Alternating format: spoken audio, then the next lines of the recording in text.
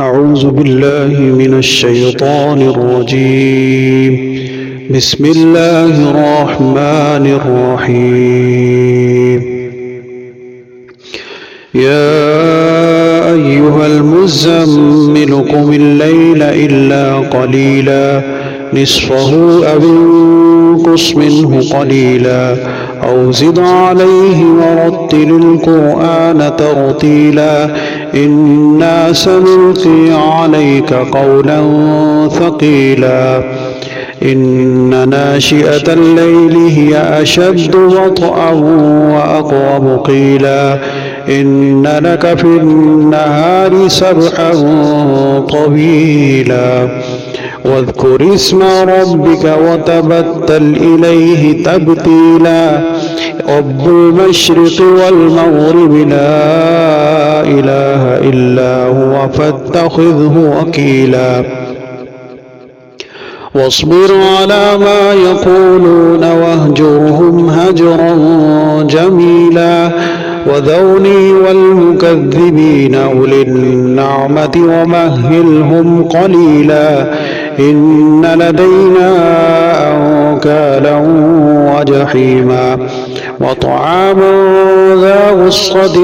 وعذابا أليما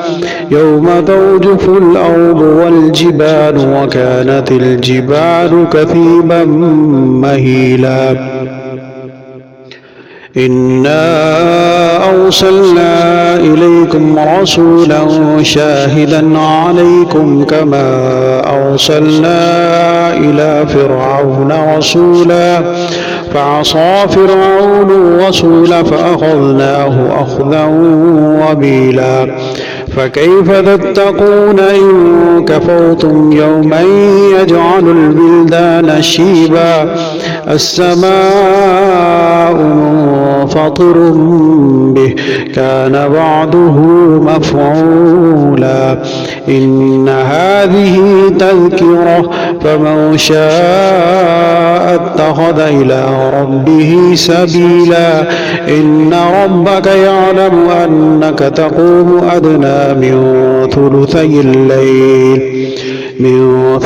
الليل ونصفه وثلثه وطائفة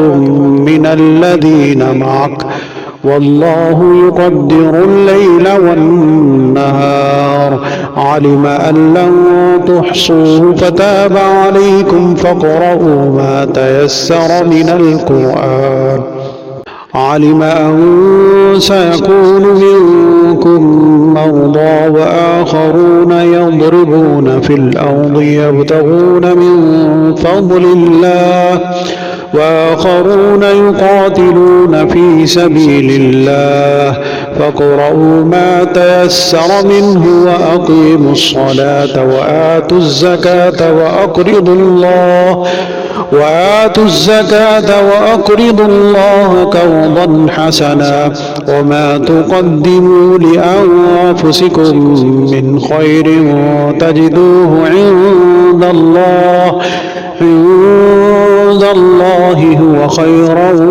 وأعظم أجرا واستغفروا الله إن الله غفور رحيم.